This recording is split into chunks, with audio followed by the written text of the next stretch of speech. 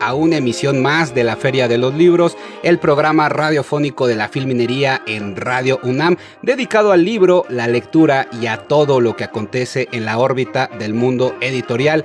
Detrás del cristal me acompaña Socorro Montes en la operación técnica, Pablo Cuellar en la producción, Claudia Pérez en el apoyo técnico, y aquí en cabina me acompaña Luis Pérez y Marco Jiménez al mando de la transmisión por Facebook. Recuerden que estamos completamente en vivo a través de nuestro perfil de Facebook, la Feria de los Libros, y también en el perfil de la Feria Internacional del Libro del Palacio de Minería. Los invitamos a que hagan comunidad con nosotros, a que dialoguen a través de la caja de comentarios y que nos cuenten cuáles son sus experiencias paranormales que han tenido o que les han sucedido a algunas personas cercanas a ustedes. Y esto se los pregunto porque en unos minutos más vamos a estar conversando sobre estos temas. Yo soy Álvaro Canseco y me alegra muchísimo volver a saludar a todos los que prestan sus oídos para permitir que lleguemos hasta ustedes. Recuerden, estamos completamente en vivo por el 860 de AM de Radio UNAM, llegando a todo el país y más allá de sus fronteras mediante la fibra óptica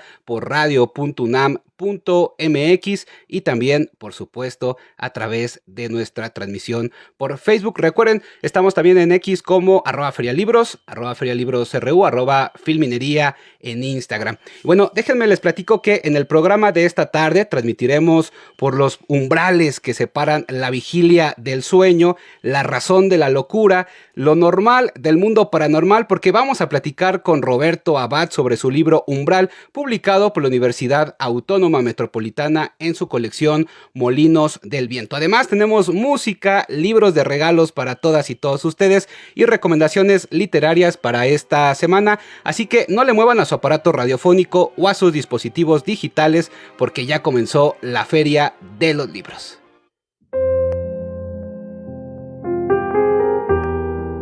Vasos comunicantes.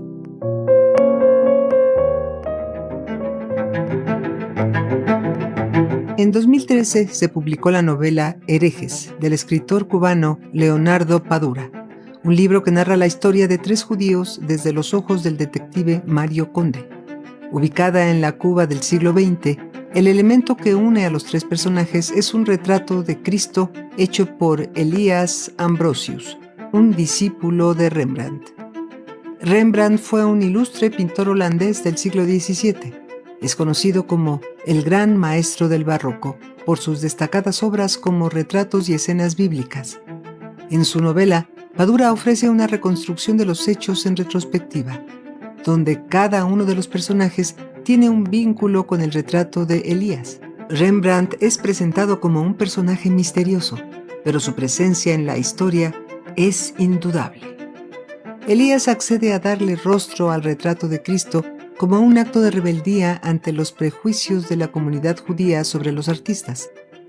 Es así como en la obra de Padura y Rembrandt encontramos un vaso comunicante, el arte como medio de expresión, denuncia y resistencia.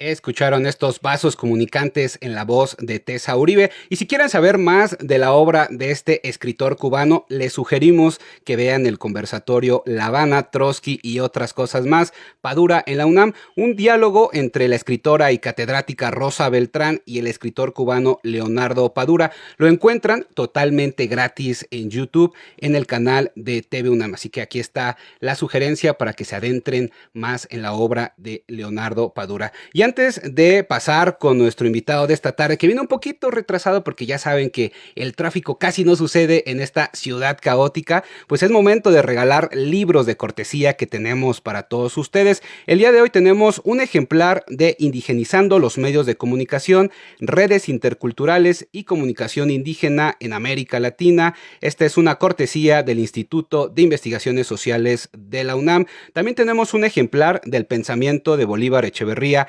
Arquitectura, Génesis y Trascendencia de Jorge Veraza Urtuzuastegui. Esta es una cortesía de la Universidad Autónoma de la Ciudad de México. Se van a ir estas cortesías para las 2 primeras personas que nos escriban en el chat de la transmisión por Facebook y nos digan los 3 contenidos temáticos que se publican cada semana en el Facebook de este programa, la Feria de los Libros. Así que si ustedes no nos siguen o no le han dado like, pues los invitamos. Es momento de que vayan, le den like, reaccionen a nuestra página, nos sigan para que vean cuáles son estos 3 contenidos que se suben semanalmente. Recuerden poner también el título del libro por el cual están participando para que se lleven, por supuesto, alguno de estos ejemplares.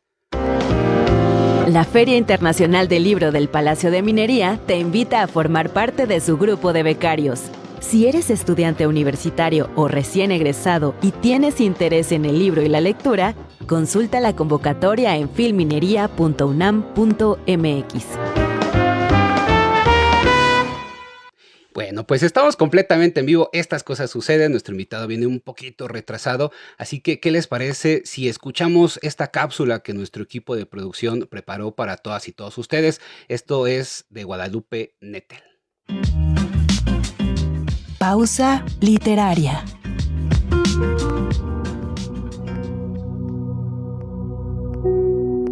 Ayer por la tarde murió Oblomov, nuestro último pez rojo. Lo intuí hace varios días en los que apenas lo vi moverse dentro de su pecera redonda. Tampoco saltaba como antes para recibir la comida o para perseguir los rayos del sol que alegraban su hábitat. Parecía víctima de una depresión o el equivalente en su vida de pez en cautiverio. Llegué a saber muy pocas cosas acerca de este animal. Muy pocas veces me asomé al cristal de su pecera y lo miré a los ojos. Y cuando eso sucedió, no me quedé mucho tiempo. Me daba pena verlo ahí, solo, en su recipiente de vidrio. Dudo mucho que haya sido feliz. Eso fue lo que más tristeza me dio al verlo ayer por la tarde, flotando como un pétalo de amapola en la superficie de un estanque. Él, en cambio, tuvo más tiempo, más serenidad para observarnos a Vincent y a mí. Y estoy segura de que, a su manera, también sintió pena por nosotros. En general, se aprende mucho de los animales con los que convivimos, incluidos los peces. Son como un espejo que refleja emociones o comportamientos subterráneos que no nos atrevemos a ver. El matrimonio de los peces rojos, Guadalupe Nettel. Esto que escucharon es de Guadalupe Nettel, preparado por nuestro equipo de producción. Y está ya aquí llegando nuestro invitado en lo que esperamos a que se acomode aquí en la cabina. Les voy a leer lo que es el prólogo a estos umbrales publicados por la Universidad Autónoma Metropolitana en su colección Molinos del Viento. Y es una pregunta al oráculo de la noche. Al jugar con el tablero parlante, un mundo atraviesa al otro. Por medio del lenguaje, se abre una ventana al caos que muestra su desnudez de abismo y tortura. Primero existe la incertidumbre de una pregunta, después la cruel fatalidad de lo que está dicho. Gracias y para siempre por las fuerzas extrañas. La palabra que se asoma nada teme al cruzar el umbral. Nace algo entonces que solo existía parcialmente en algún borde que no era el nuestro. Esto es, digamos, el prólogo y con lo que da inicio y la bienvenida a los lectores Roberto Abad en este libro Umbral publicado por la UAM en su colección Molinos del Viento. Y está aquí con nosotros en la cabina. Roberto, me da mucho gusto saludarte. ¿Cómo estás? Hola, estoy un poco agitado, que venía corriendo, pero ya estoy aquí. Platicábamos que esta ciudad siempre es un caos, es muy, está llena de incertidumbre, uno no sabe lo que va a suceder cuando sale de casa, si se va a enfrentar al tráfico o de plano va a llegar a tiempo a su lugar, así que no te preocupes. Excelente. Bienvenido aquí a la Gracias. cabina. Oye, pues preparando la charla para el día de hoy, tuve la oportunidad de leer y ver algunas de las entrevistas que te han realizado y de manera muy particular llamó mi atención el video podcast de Morras Malditas, que es creado por Yanis y Maldo, a quienes enviamos un saludo y si no las conocen, bueno, pues recomendamos a que vayan a escucharlas. Y ahí hablabas de tu experiencia personal sobre temas relacionados con el miedo, el terror, lo fantástico, fantástico. Este libro precisamente reúne 11 cuentos que desde diferentes contextos abordan estas sensaciones y estas emociones. ¿De dónde surgió ese interés y ese gusto por explorar, no solo desde un punto de vista literario, sino también personal, el terror y el miedo? Bueno, pues primero que nada, muchas gracias por el espacio. No, gracias a ti. Tenía muchas ganas de venir, veía a mis colegas darse una vuelta por acá. Y dije, yo tengo un libro, ojalá un día me inviten. No, claro que muchas sí. Gracias. Bueno, pues creo que es algo inherente a mí, o sea, inherente a la forma de ver el mundo, ¿no? O sea, hay quien escribe dramas, hay quien escribe novelas realistas y hay otros que escribimos cosas extrañas, ¿no? Siento que desde muy chico estuve relacionado con cierta visión, pienso, del mundo, ¿no? Que yo pienso que me la transmitió mi bisabuela, quien me contaba historias extrañas de su pueblo, de nahuales, de fantasmas, y eran muy interesantes, ¿no? Y en mi colonia también pasaban cosas extrañísimas, ¿no? Ahí en ese podcast lo cuento más a fondo, sí.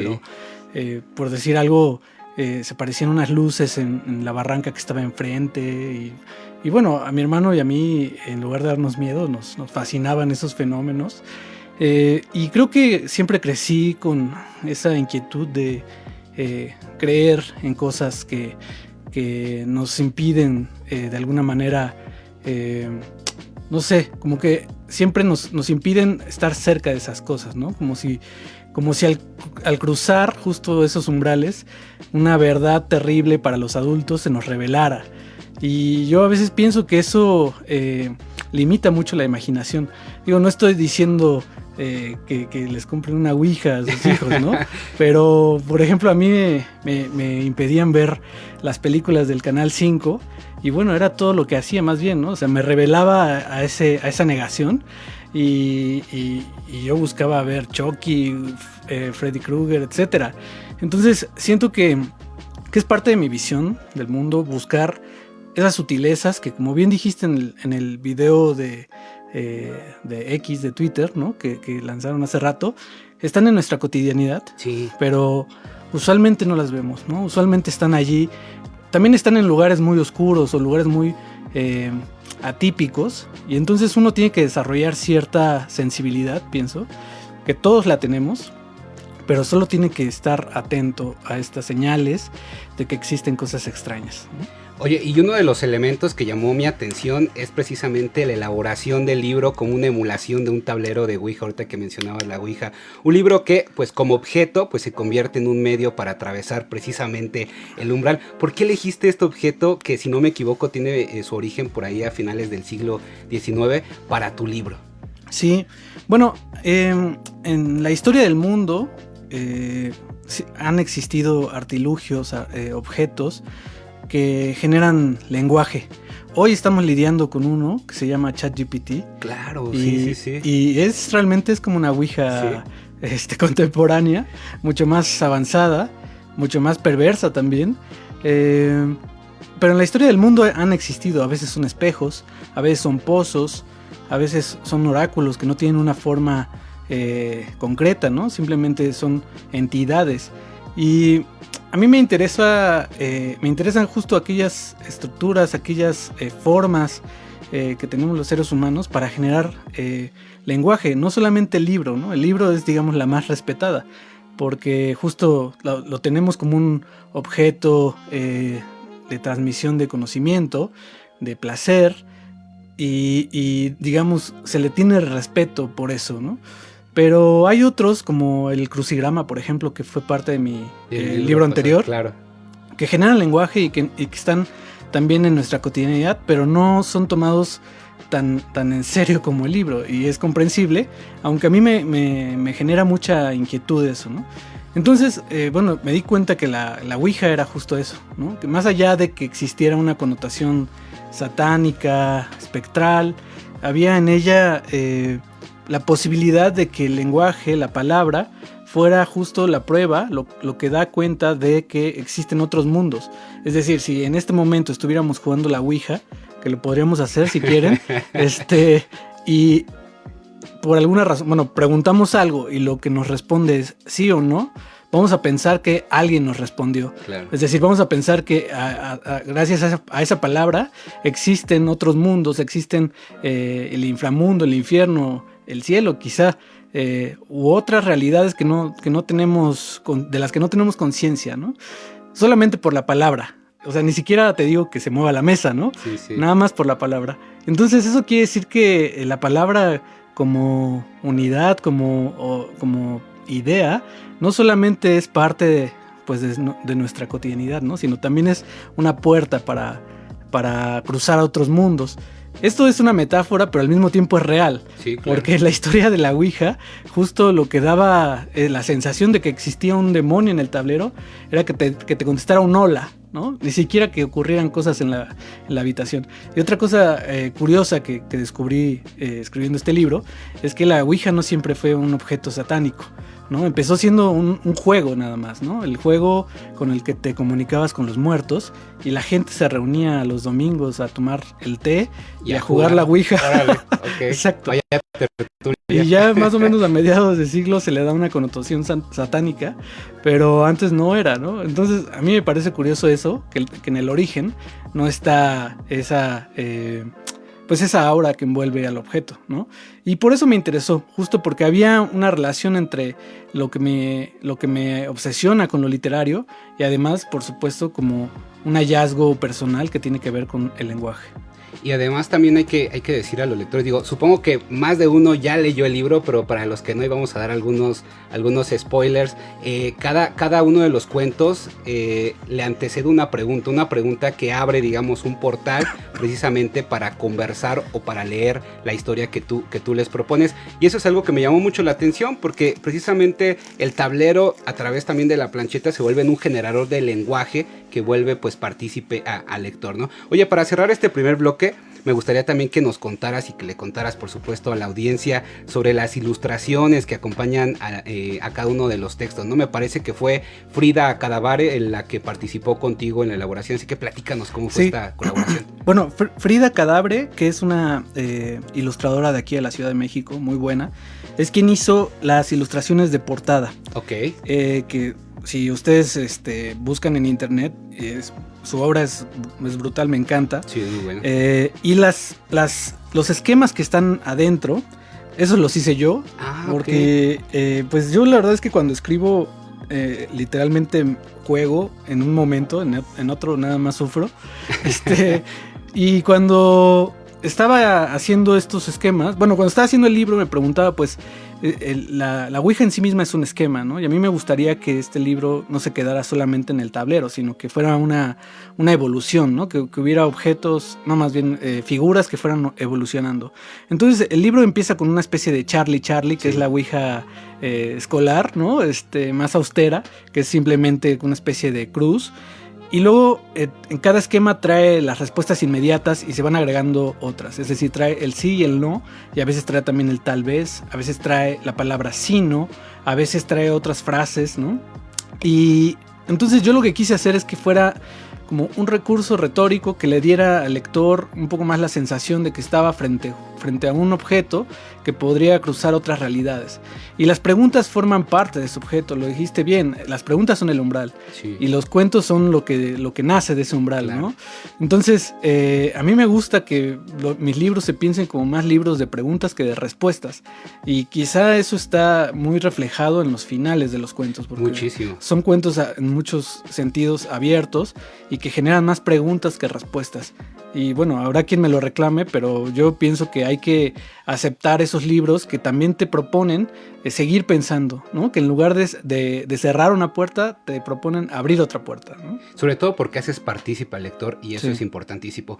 Amigas y amigos, estamos platicando con Roberto Abad sobre su libro Umbral. Vamos a escuchar un poco de música, pero no le muevan, no le cambien, porque seguimos aquí en la Feria de los Libros.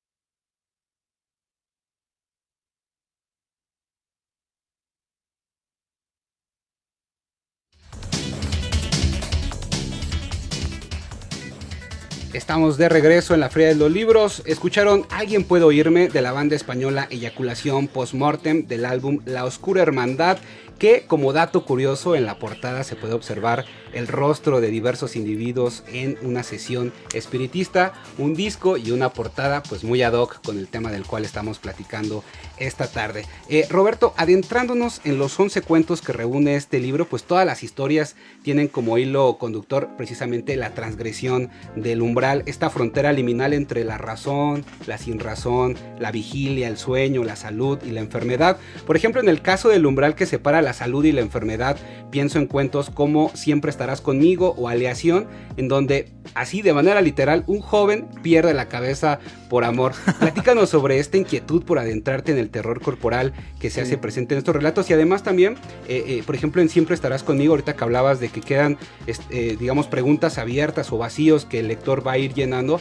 A mí me dio la impresión que más allá de hablar del terror y de lo fantástico, también problematizas el tema de la violencia sexual en los niños y en las niñas.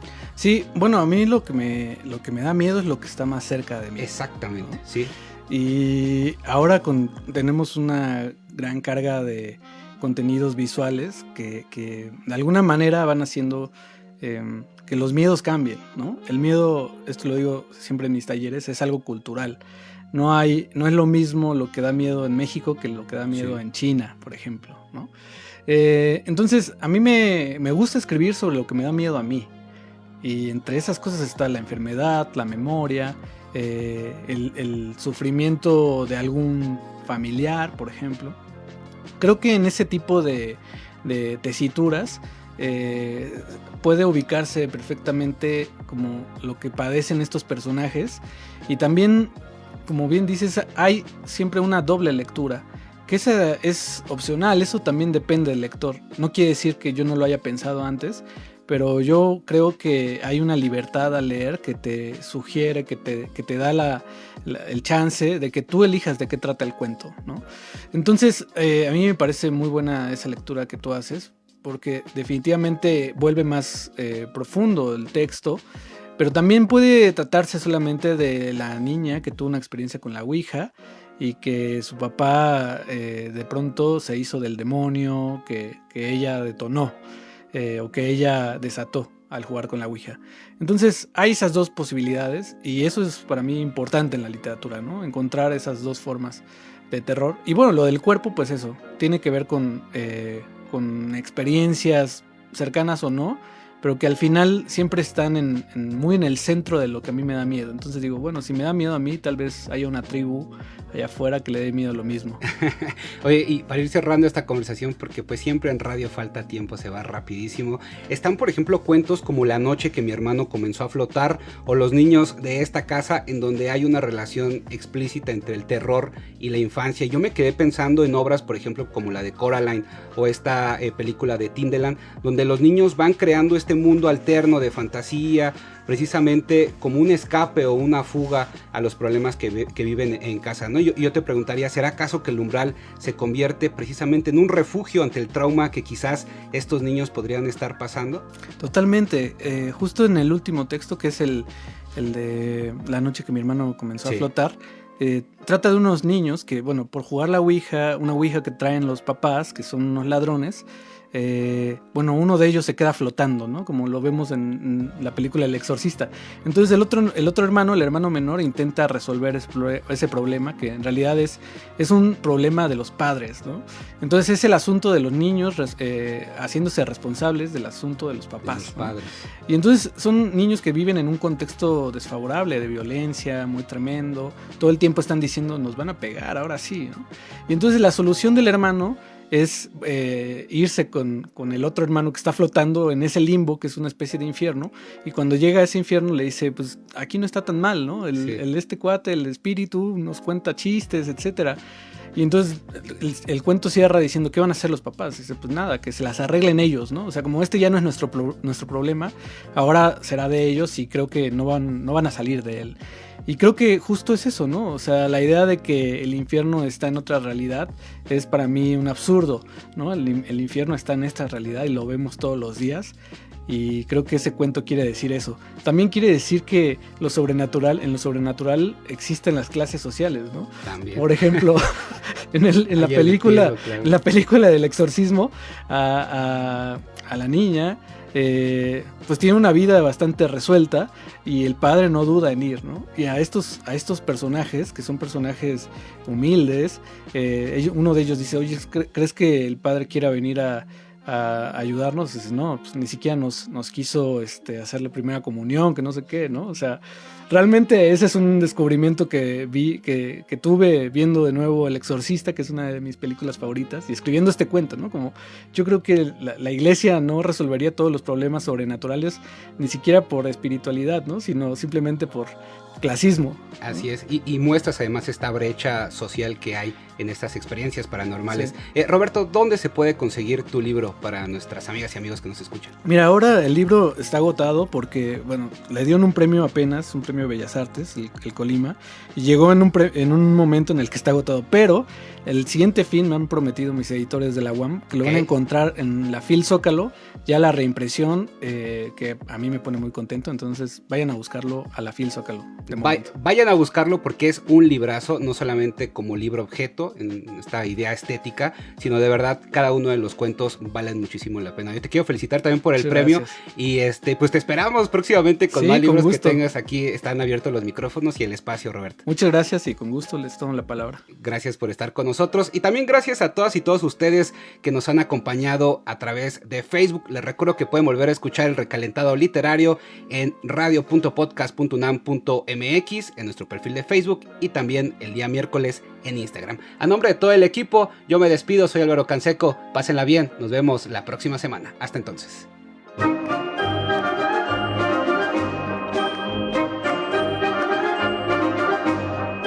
La Feria de los Libros, un programa de la Feria Internacional del Libro del Palacio de Minería que organiza la Facultad de Ingeniería en coproducción con Radio UNAM.